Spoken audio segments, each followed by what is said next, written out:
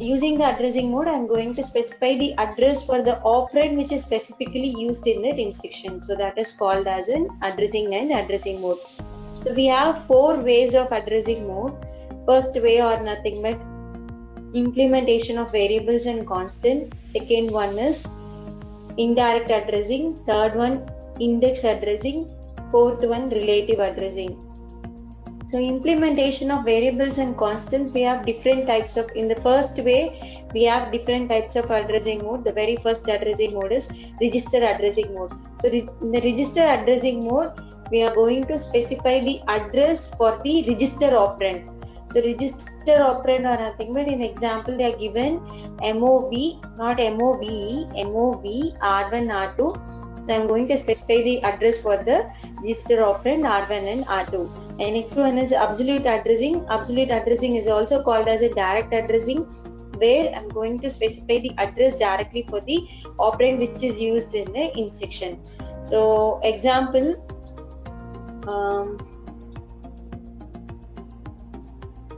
LOC comma R2, I'm going to move the content of register R2 to the content LOC, or I'm going to move the instruction copies the content of memory location of LOC to the register R2. So I can do the operation in two ways. One is I can able to move the content of R2 to LOC, or I can move content of LOC to the R2. LOC is nothing but location. And third one, immediate addressing mode. Immediate addressing mode, this type of addressing mode can be executed using sharp symbol. So that is called as an hash. So if you are using this, if you are assigning this symbol, the meaning is we should immediately transfer what is the value given here to the particular mode. So MOV hash 200 comma R0, the meaning is I should move the value 200 immediately to the R0. So R0 assigns a value 200. Next one is indirection and pointers. So I'm going to indirectly access the addressing mode, where this can be done in two different ways. One is we can able to access through the register, other one is we can able to access through the memory. So this is the diagram they are given. So the example is add R1 comma R0. So you should always remember that operand which is specified inside the bracket is called as an indirect addressing mode. Suppose if the operand has some value, so the operand which I specified in the bracket, if it has some value like 20 or 2000, this is called as an index. So the operand within the bracket is indirect, and the operand within the bracket with value is called as an index.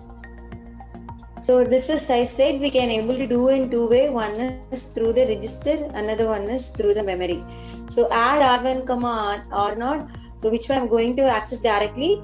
The operand which is given in the bracket. What is the operand? R1. So I'm going to access R1 through the register because this is a register operand. R1 is a register operand. So what is given inside B? B is a content given in the R1. So where the B is there, B is placed in the memory. So in the B, I'm going to have the operand. So with the operand, I'm going to do this addition operation with R0. So this is indirect. So I'm going to access this operation indirectly via the register R1. And the next one is through the memory location. So instead of using a register here, I'm going to do everything in a memory. So add A. Within the bracket, I have assigned A, comma R0. So I'm going to access this A indirectly. So where the A is given in the memory here. So what is in the A? The A has a content called B, and therefore I'm going to move on to the B.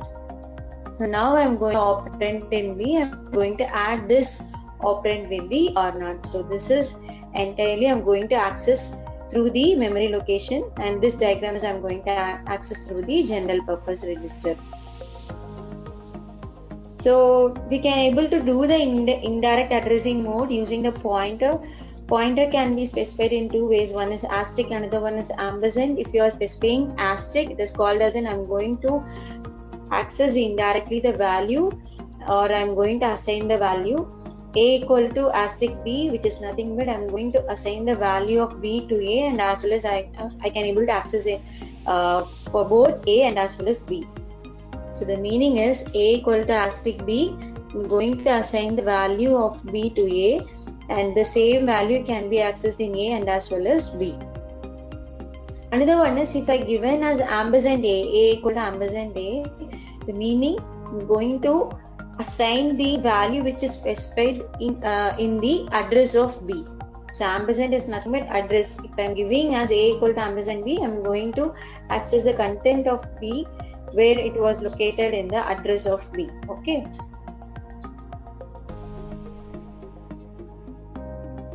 So next is indexing and arrays. Indexing, as I said, I'm going to have an operand within a bracket where the operand has some value outside the bracket. So the value is nothing but, based on the value I'm going to do the accessing. So they are saying it's a kind of index. So what is the use of index? Index is nothing but it has a content and it point out some number of the content. So if you are going to the particular number, we can able to access the content. So the same, add 20 R1 comma R2. So I'm going to do the indexing here. So add 20 R1. R1 is given as an index. So in the R1 I'm going to have an address. So in the R1 they are given an address of 1000. So where the 1000 is there in the memory location, and what is given in the bracket, before the bracket, outside the bracket, 20. So 1000 plus 20, which is equal to 1020. So now I'm going to access the operand at the location 1020 and I'm going to add with R2.